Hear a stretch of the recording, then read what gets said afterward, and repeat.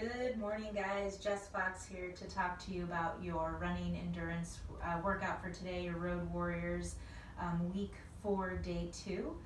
To begin today, we've got a warm-up, our little pre-workout mobility warm-up, starting with some hip circles or hip cars. So we're going to take a quadruped position here. So back is neutral, hands are right underneath the shoulders, knees are right underneath the hips. And then with control, I'm gonna look to bring my knee up towards my elbow, out to the side, kind of fire hydranting out, and then coming up and around, moving through the hip joint here without kind of opening up too much. So I wanna keep my chest facing down. I'm moving knee in towards my elbow, up and out, and then controlled and around. Ideally, these are slower movements instead of just kind of going fast hip circles. So think about slow and controlled, trying to hit each position of almost like a little rectangle or square.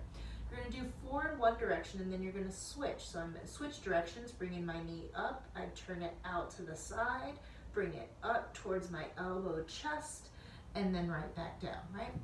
So more of a slow and controlled movement instead of just speeding through into circles. Second movement, we're just doing a 20-second down dog calf march. So from my tall plank position, I can pike my hips up and then just start to alternate which heel comes down towards the mat, holding for a count or 2 at each one. If you also want to, you can come to a tall plank and then come up each time as you reset. So just kind of messing around with that a little bit, finding what you need, what your body might need. From there, we'll take it into our line drills. So same drills that we have been doing, but to review those briefly, we've got our bunny hops. So with the bunny hops, we're gonna start on one side. We're looking to go for about 15 meters or just maybe about 15 seconds, 20 seconds of bunny hops. Feet are going to be together. I'm going to lean forward, come to the balls of my toes, and then from there I can start to get through my hops. Leaning forward is what takes you your distance.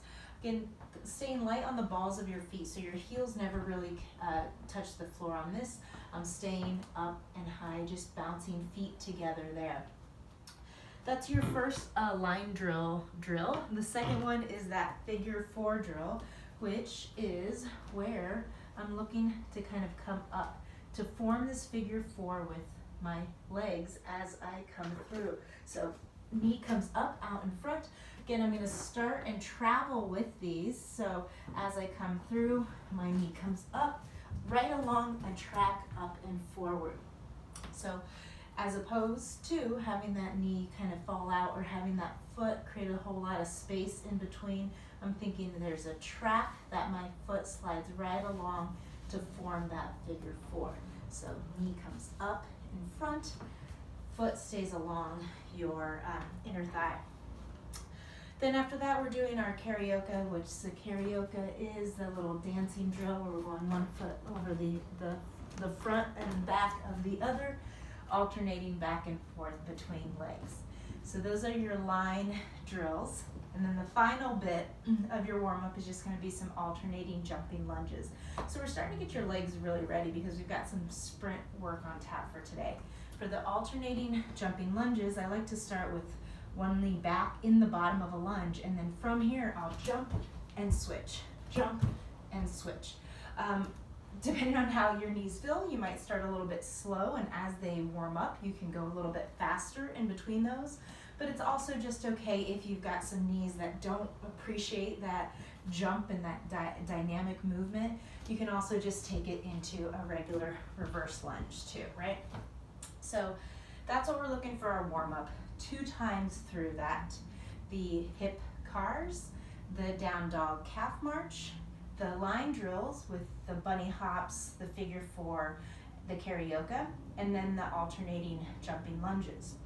When you're done with that, I'd love to see you guys run either 400 to 800 meters just to start to get the running mechanics dialed in, because our real work today is our sprint work.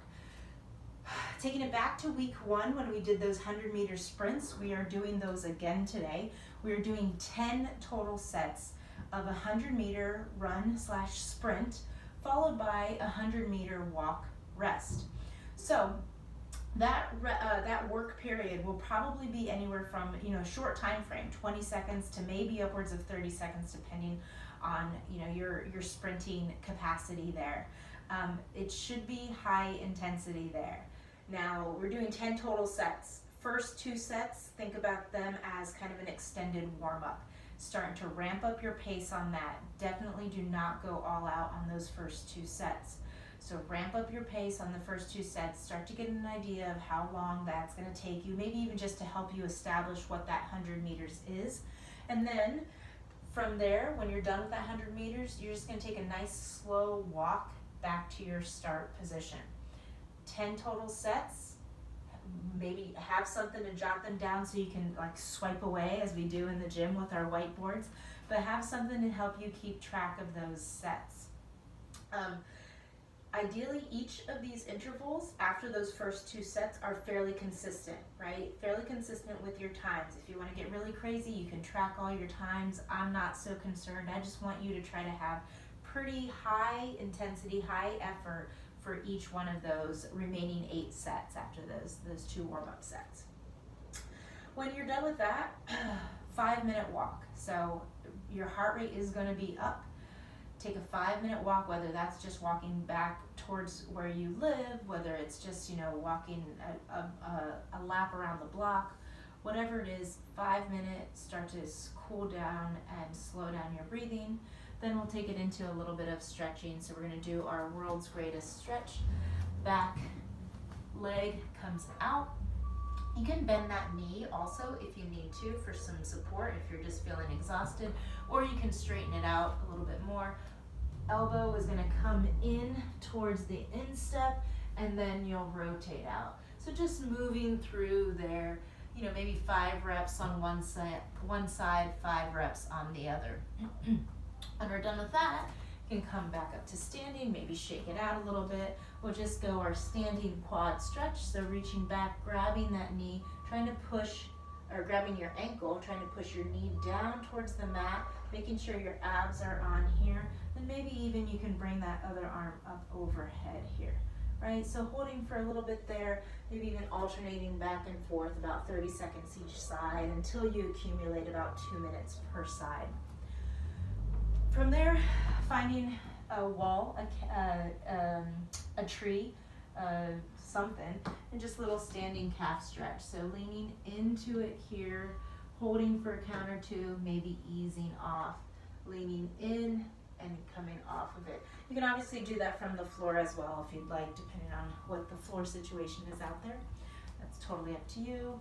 And then finally, we've got our figure 4 stretch. So we're going to bring one foot up onto just above the knee of the other, and then I can sink back into this here, right? So you definitely feel that through the outside of that knee. If you need a little bit more, feel free to gently push down on that other, on that knee that's bent, but just above the knee, right?